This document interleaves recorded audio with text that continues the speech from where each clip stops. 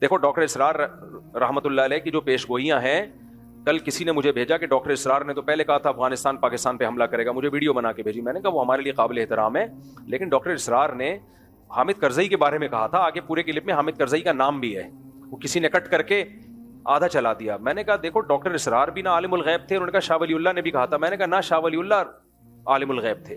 یہ پیش گوئیاں ایک اندازہ ہوتی ہیں، صحیح بھی ہو سکتی ہیں، غلط بھی ہو سکتی ہیں، ان پر ایسے ایمان مت لے کے آؤ جیسے ہم قرآن و سنت پہ ایمان لاتے ہیں۔ بعض باتیں ڈاکٹر اسرار نے کی تھی وہ نہیں ہوئی پوری، وہ انہوں نے کی تھی لیکن نہیں ہوئی پوری، بعض کی ہیں جو ہو گئی پوری۔ تو انسان کو انسان رہنے دو، اس کو پیغمبر بنا کے بزرگ ایسا بزرگ بنا کے کہ وہ پیش گوئیاں کر رہا ہے ہوتی چلی جا رہی ہیں، یہ مت کرو یہ کام۔ لوگ کہتے ہیں وہ تو حدیثوں سے پیش گوئیاں کر رہے ہیں، حدیث سے پیش گوئی ممکن ہی نہیں ہے، کیونکہ حدیثوں میں کسی چیز کا ٹائم مینشن نہیں کیا گیا ہے، اور یہ میں اپنی طرف سے نہیں کہہ رہا، یہ پہلے لکھ چکے ہیں علماء اور محدثین، چونکہ تاریخ میں دیکھا ہے علماء محدثین نے کہ حدیثوں سے لوگ تانے بانے ملا کے ایک پریڈکشن کرتے ہیں، ایک پیش گوئی کرتے ہیں، اور پھر اس کے حساب سے ماحول بنانا شروع کر دیتے ہیں، حالانکہ حدیث میں اس کا وہ ٹائم مینشن نہیں ہوتا۔ جو بھی اس طرح کے اسکالرز گزرے ہیں یہ ہیں اسکالرز ہی، ان کی بات کو پتھر پہ لکیر سمجھ لینا۔ اس کی مثال ایسے جیسے ڈاکٹر اسرار نے پیش گوئی کی تھی کہ گریٹسٹ اسرائیل بنے گا، جو پورا مکہ مدینہ اور یہ سب چیزیں یہ سب اسرائیل میں داخل ہو جائیں گے۔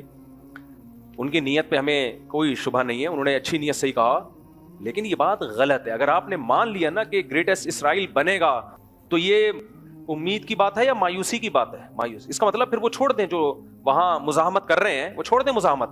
جب بنے گا تو کیا ضرورت ہے کرنے کی پھر؟ تو ڈاکٹر اسرار صاحب کی نیت اپنی جگہ، لیکن انشاءاللہ نہیں بنے گا، کسی کا باپ بھی نہیں بننے دے گا ان کو، یہ سٹائل ہونا چاہیے۔ کیسے بنے گا بھائی؟ جتنا ہی نیک اسکالر ہو، اچھا ہو، غلطی ہر انسان سے ہو سکتی ہے۔ میرا مقصد ان کی ذات کو ہدف بنانا نہیں ہے، میرا مقصد صرف اور صرف یہ بتانا ہے کہ حدیثوں میں کسی چیز کو مینشن نہیں کیا گیا ٹائم کو، اس لیے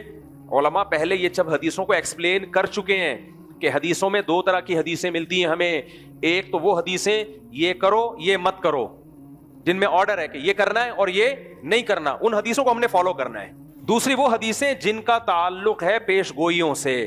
وہ نبی صلی اللہ علیہ وسلم کی نبوت کی دلیل ہے کہ آپ نے بتایا ایسا ہوگا لیکن ٹائم نہیں بتایا، تو بس اتنا ایمان رکھنا پڑے گا کہ ہوگا، کب ہوگا یہ نہیں بتایا۔ عمل سے تعلق نہیں ہے کہ ان کو سامنے رکھ کر ہم پلاننگ کرنا شروع کر دیں، نا نا نا نا نا نا، یہ غلطی نہیں کرنا۔ پلاننگ ان حدیثوں کو سامنے رکھ کے نہیں کی جائے گی، پلاننگ گراؤنڈ ریئلٹی کو سامنے رکھ کے کی جائے گی۔